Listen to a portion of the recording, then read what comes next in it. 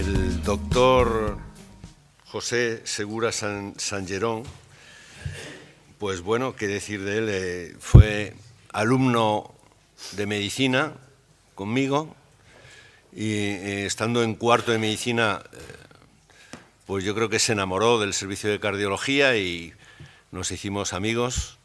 Yo también era amigo de su padre, muy querido. Y luego, pues, también se hizo médico residente y luego, posteriormente, adjunto del servicio de cardiología. Tengo que decir que siento verdadera admiración por el doctor Segura Sangerón, no solo por su aspecto humano, enfoque a la medicina, sino por su completísima preparación. No conozco ningún cardiólogo que sea capaz de hacer tantas técnicas y que sea capaz de entregarse de tal forma a la cardiología, a los pacientes y con la humanidad que lo hace. De manera que es un privilegio poder presentar al doctor Segura Sangerón, que nos va a hablar de arritmia y deporte. ¿Es compatible, doctor Segura? Bueno, buenos días a todos. Doctor Guillén del Castillo, doctor Suárez de Lezo, primero agradecer estas bellas palabras.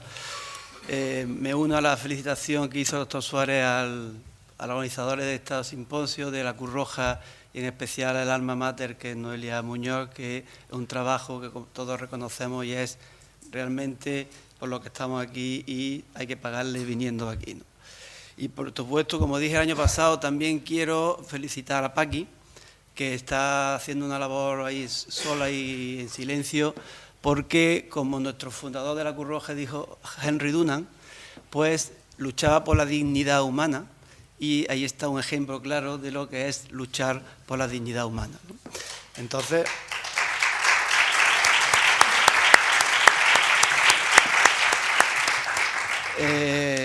a mí Noelia me dijo que tenía que hablar sobre si la arritmia y el deporte son compatibles, ¿no?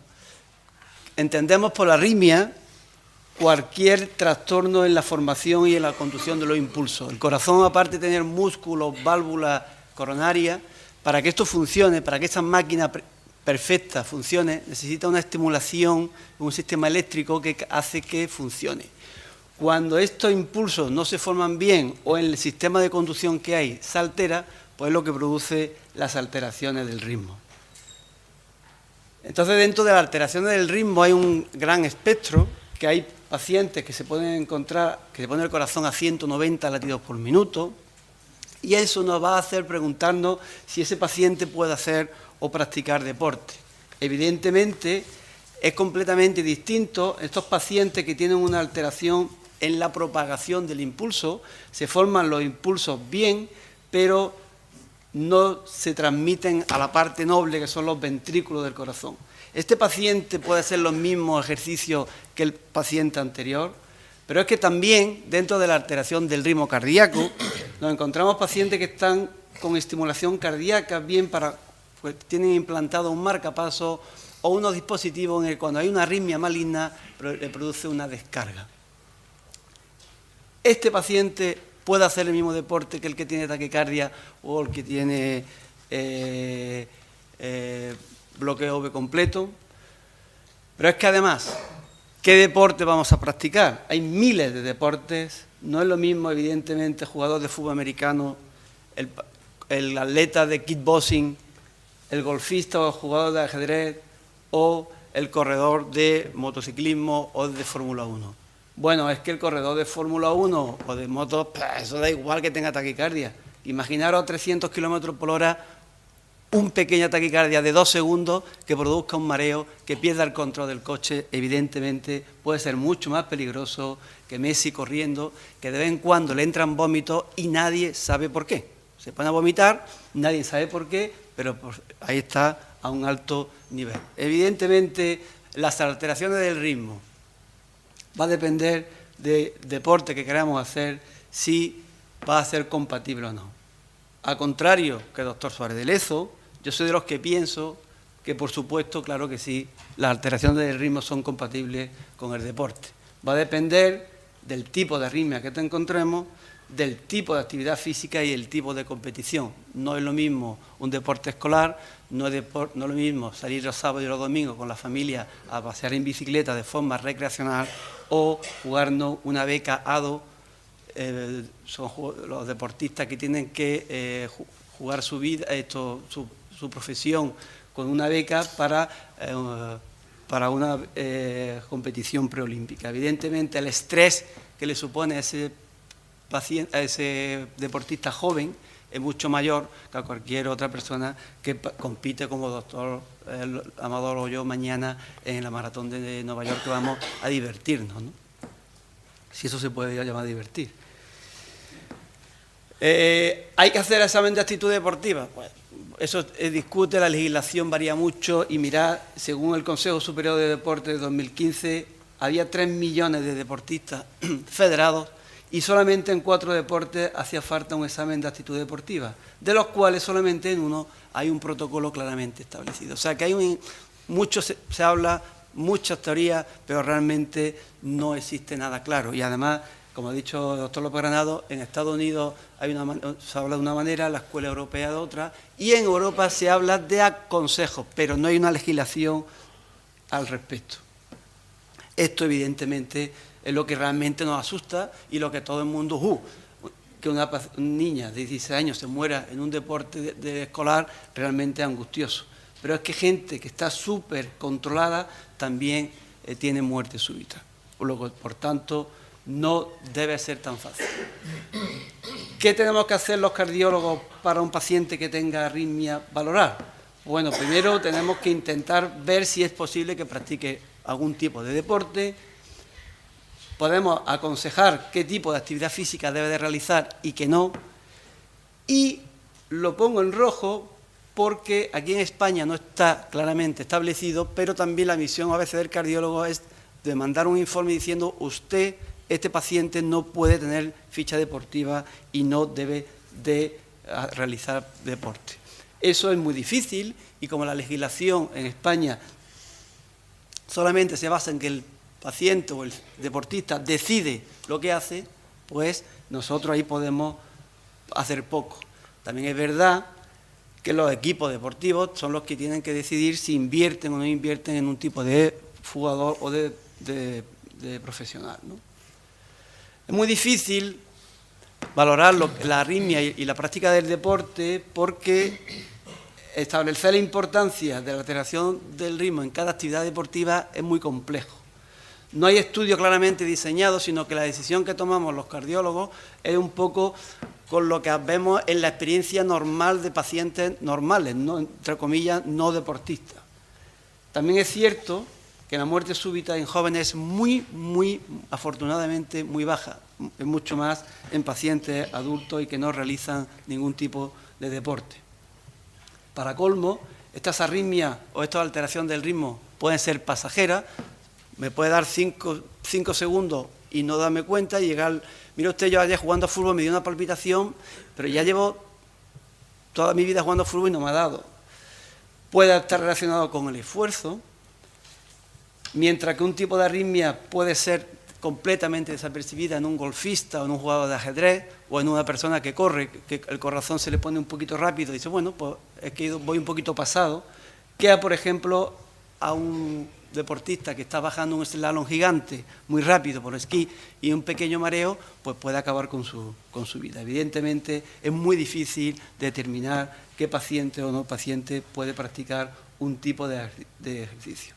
Evidentemente la situación emocional que le supone a un deportista, por ejemplo, yo estoy convencido que Messi jugar contra el Getafe pues le supone mucho menos estrés que aquel paciente, como he dicho antes, becario que se está jugando una marca en una competición para que le den una beca ADO. Posiblemente a ese deportista el estrés que le supone, la situación emocional que le supone esa prueba es mucho mayor y puede ser desencadenante de arritmia. Para colmo, nos hace difícil que el sobreentrenamiento produce alteraciones del ritmo cardíaco, entre comillas, normales. Esta curva a mí me gusta muchísimo porque es el beneficio que tiene el deporte. El no hacer nada aumenta muchísimo la mortalidad el hacer una actividad física regular disminuye la mortalidad, pero si nos pasamos, la mortalidad aumenta. Como bien decía el doctor Suárez de Lezo, que el deporte excesivo no es bueno. La línea de puntos nos marca qué beneficios puede obtener que hagamos medidas de prevención. Y ahí, en esta parte, es donde tenemos que actuar y tenemos que convencer a la gente de que hay que hacer hábitos saludables, dieta, no fumar, actividad física. Aquí poquito podemos hacer, de verdad, ahí hay una nube que se nos escapa y por eso hay muerte súbita en todos los días no, pero casi todas las semanas en los periódicos. Y aquí, pues, sabemos que el deporte intenso no es bueno. Pero es que para colmo, los pacientes o los deportistas tienen ya basalmente alteración del ritmo basal y son normales. Como decía en otra charla, Indurain, cuando él corría, tenía 28 latidos por minuto. ¿Eso es malo? Hay veces que hay pausas mayores de 2 segundos, que en pacientes normales a lo mejor hay que poner un marcapasos, en deportistas eso es normal. Hay extrasístoles, que son latidos que se adelantan al latido normal del corazón. En definitiva, que el corazón del deportista es un corazón que basalmente tiene alteraciones del ritmo que podemos considerar, y vuelvo a decir, entre comillas, banales. El estudio del electro, como mucha gente proclama diciendo que hay que hacerlo antes de hacer deporte, hay claramente que son patológicos, hay claramente que es normal, pero hay mucha zona gris en el que puede crear mucha ansiedad al deportista. Incluso yo he convencido a gente joven que dejen de hacer deporte por unas alteraciones del electro, y luego cuando hemos estudiado más profundamente y después de 3 o 4 meses nos hemos llegado a la conclusión de que puede practicar el deporte. Luego el electro a veces falla. Pero es que además estas alteraciones varían según el sexo y sobre todo en la raza. Hay pacientes, en los negros, pues las alteraciones de la repolarización varían con relación a los blancos, y eso también hay que saberlo. Pero es que con la edad también, no es lo mismo un chaval de 7, 8 años que le hacemos un electrocardiograma porque va a empezar a jugar en el Córdoba Club de Fútbol, que a un paciente con 50 años que va a empezar a hacer deporte. Por tanto, esas cosas hay que tenerlas, claro. Es muy importante intentar buscar patologías de base, y por ejemplo, las 2 patologías que más producen muerte súbita es la miocardiopatía hipertrófica. Esto es un corazón sano, y veréis el pedazo de filete que tiene este corazón o este otro. Eso es patológico y eso sí aumenta el riesgo de muerte practicando el deporte. Y la otra es la enfermedad coronaria, ¿no? La enfermedad coronaria, la mejor manera de prevenir es hábitos saludables desde la infancia. Siempre hay que hacer cuando hay una sospecha de alteración del ritmo, lo más importante de la historia clínica exhaustiva, preguntar y hablar con el... Mire usted, yo me mareo cuando corro, o no, pero cuando corre o cuando termina de correr. No es lo mismo marearte y sincoparte durante el esfuerzo que cuando no hemos parado. Siempre habrá que hacer, cuando no hay duda, poner un holter o una camiseta de registro, el ecocardiograma y la prueba de esfuerzo. Pero ojo, la prueba de esfuerzo depende del deporte que haga. No es lo mismo un paciente que sube montaña que un paciente que corre maratón o un sprinter. Tendremos que intentar adaptar la prueba de esfuerzo a cada deporte. Y eso hoy día yo creo que es imposible, no es fácil. Uno de los síntomas que producen la arritmia son el síncope, la lipotimia, la famosa lipotimia, que estamos en una boda y se desmaya alguien. Bueno, pues eso es muy frecuente en deportistas. Y eso es difícil porque el diagnóstico de certeza de un síncope es muy poco frecuente. Los pacientes entrenados, debido a que tienen una hipertonía vagal, favorecen estos cuadros, y muchas veces achacamos que la lipotimia ha sido por un cuadro vasovagal típico del deportista, y no. Entonces, cuando un paciente deportista, el síncope aparece durante el esfuerzo, hay que hacer estudios más concienzudos. Pero Pepe, si esto es muy fácil, si tiene arritmia le ponemos fármacos y ya está curado, y a que siga haciendo deporte. Pues eso no es tan fácil porque tenemos varios problemas. El primero es la adherencia al tratamiento. Y se ha demostrado que los pacientes jóvenes son los primeros que dejan los fármacos, porque llevan 3 o 4 meses tomando las pastillas y dicen, yo estoy bien, yo no me tomo más pastillas. Y entonces es difícil. Pero es que además Dice, bueno, es que los betabloqueantes son maravillosos porque quitan la arritmia, que es un tipo de fármaco, y además no es doping porque no está dentro de la lista de doping. Ojo, no es doping en corredores y en futbolistas, pero en gente que tira el arco o en tiros de precisión, pues los betabloqueantes se consideran doping.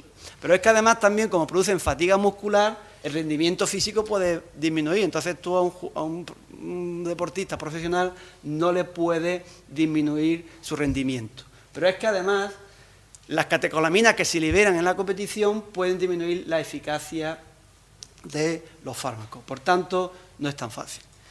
Por otro lado, dice, bueno, pero Pepe, tú le haces un cateterismo, le quita el sustrato y está claramente dispuesto y se le puede permitir realizar el deporte. Bueno, es cierto que con la ablación se pueden curar muchos tipos de arritmias, pero hay otras que no se curan y además no está libre de complicaciones. ¿Por qué? Porque son maniobras que son invasivas. Y entonces tenemos que valorar el riesgo y los beneficios. Por ejemplo, este paciente, no lo veis, o no soy experto, pero es un electro que parece normal, pero tiene aquí una cosita que es lo que se llama un síndrome, que se llama el síndrome de Wolff-Parkinson-White. Esta patología se asocia a taquicardia y a veces a taquicardias malignas y muerte súbita.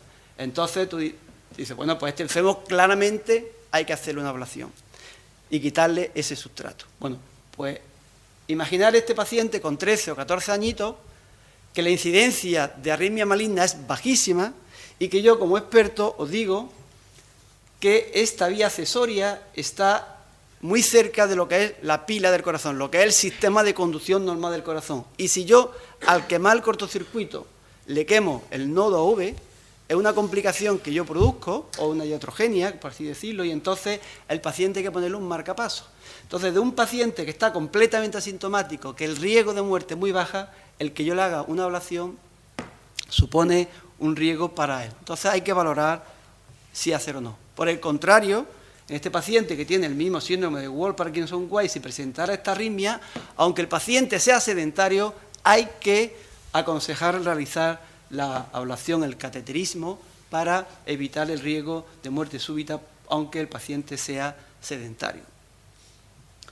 Pero es que además, los pacientes con marcapaso, que es un sistema que tiene un generador y unos cables, dice, bueno, pues eso es fácil, se pone su cable y su marcapaso y ya está. Pero imaginaros que eso siempre se tiene en cuenta, ¿no? Pero, por ejemplo, un paciente que es cazador, si le pone el marcapaso en el lado derecho, pues puede, por el traumatismo, estropear el sistema. Pero es que además dice, no, yo juego al tenis, pues te lo pongo en el izquierdo, pero es que yo soy zurdo. El mover mucho el brazo puede producir rotura del cable porque por ahí pasa la clavícula. En definitiva, que cuando se pone un sistema de estimulación cardíaca, que es para arreglar una alteración del ritmo, también tendremos que tener en cuenta el deporte que se va a realizar. Además, vídeo quiero que lo veáis, era un paciente que su ilusión era, un niño que su ilusión era jugar a fútbol y con 19 años pues fichó por un equipo profesional, ¿no? Jugando a fútbol tuvo un síncope, se estudió y se diagnosticó de una cardiopatía muy grave que se llama la displasia ritmogénica del ventrículo derecho, que es la misma que tuvo Antonio Puerta, ¿no?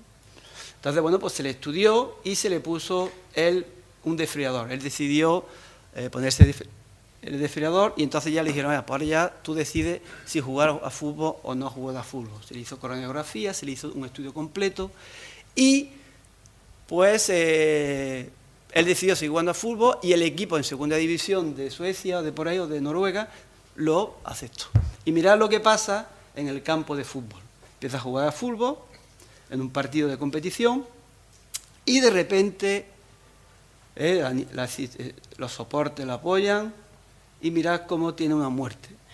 Ahí va andando, pum, y se cae y se muere. Este paciente se muere como pasa, se muere y gracias al desfibrilador, veréis cómo hay un golpe, pum, y ese aparatito lo que hizo fue salvarle la vida. ¡Paf! Y se salva la vida y ahora el paciente se levanta. ¿Veis? Ese paciente, si no tuviera desfibrilador, se hubiera muerto. Hoy día Se discute mucho si un paciente con desfibrilador se debe hacer deporte o no, porque tiene riesgo de traumatismo y esto. Bueno, pues hay muchos estudios ya en el que demuestran que los pacientes con estimulación cardíaca pues pueden hacer deporte. Ya dependerá de cada uno y de cada equipo decidir si o no realizar inversión por este paciente. Ya para terminar, quiero decir que es verdad que ciertas arritmias pueden ser peligrosas para la práctica de deporte, que pueden haber arritmias permanentes que disminuyen la eficacia hemodinámica por remodelado negativo y, por tanto, no ser en rendimiento tan eficaz. Otras arritmias pueden ser banales y hacer deporte y que depende mucho del tipo de arritmia. Y hay que ajustar la terapia según el deporte y la arritmia.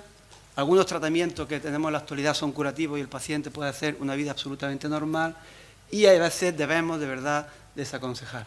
Y, como diría, siguiendo al doctor Suárez de Lezo, ya lo dijo Paracelso, sola dosis fac veneno.